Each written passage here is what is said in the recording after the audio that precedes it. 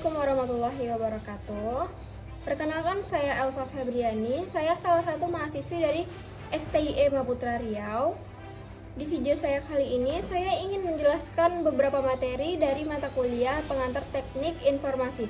Yang pertama yaitu ada rekayasa perangkat lunak, yang kedua ada teknologi informasi bisnis, yang ketiga ada komunikasi data, serta etika dan dampak sosial teknologi informasi.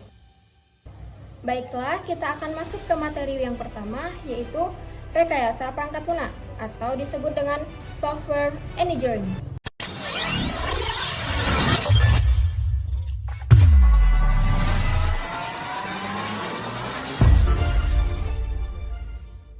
Apa sih yang dimaksud dengan rekayasa perangkat lunak?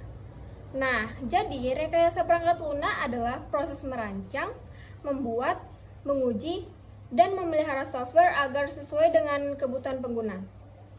Tujuannya supaya software berfungsi dengan baik, efisien, dan minim kesalahan. Selanjutnya, kita akan masuk ke tahapan rekayasa perangkat lunak. Tahapan rekayasa perangkat lunak biasanya meliputi yang pertama ada merancang kebutuhan, yang kedua ada perancangan sistem, yang ketiga ada pengkodean, yang keempat ada pengujian, yang kelima ada pemeliharaan. Contoh penerapannya adalah membuat aplikasi kasir, membuat mobile banking, atau sistem akademik kampus. Baiklah, kita masuk ke materi yang kedua, yaitu teknologi informasi bisnis, atau di dalam bahasa Inggrisnya disebut dengan Business Information Technology.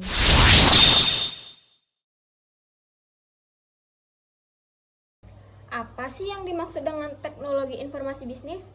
Nah, jadi teknologi informasi bisnis adalah penggunaan teknologi komputer dan sistem informasi untuk mendukung kegiatan bisnis. Teknologi ini membantu perusahaan dalam mengambil keputusan, efisiensi kerja, dan peningkatan pelayanan.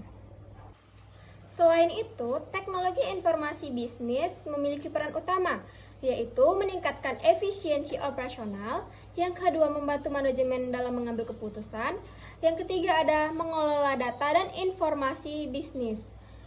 Contoh teknologi yang digunakannya, yang pertama ada sistem informasi manajemen atau disingkatkan dengan SIM, yang kedua ada Enterprise Resource Planning atau ERP, yang ketiga ada sistem akuntansi berbasis komputer. Nah, yang keempat ada e-commerce dan sistem pembayaran digital. Untuk contoh penerapannya ada sistem kasir digital, sistem inventory, aplikasi penjualan online. Selanjutnya kita masuk ke materi yang ketiga, yaitu komunikasi data. Apa sih yang dimaksud dengan komunikasi data?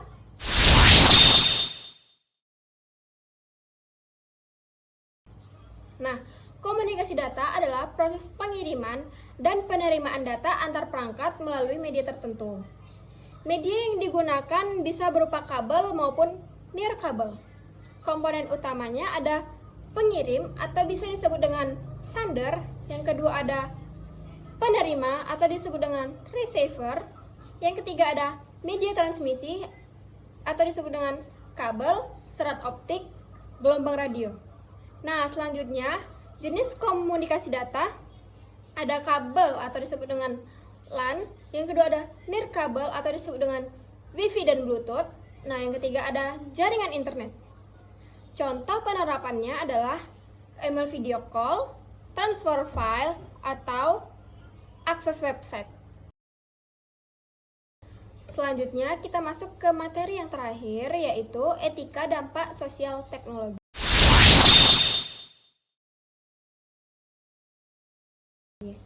Etika teknologi informasi berkaitan dengan perilaku yang benar dan bertanggung jawab dalam menggunakan teknologi. Penggunaan teknologi memiliki dampak positif dan negatif. Untuk aspek etikanya, privasi data pengguna, keamanan informasi, hak cipta dan plagiarisme, dan yang keempat ada penyalahgunaan teknologi atau disebut dengan hacking dan penipuan. Dampak sosialnya, yang pertama ada dampak positif, yang mana ada akses informasi cepat, efisiensi kerja, komunikasi global. Untuk dampak negatifnya ada kecanduan teknologi, pengangguran akibat otomatisasi, dan penyebaran hoaks. Nah, untuk tujuan utamanya agar teknologi digunakan secara bertanggung jawab, adil, dan tidak merugikan masyarakat.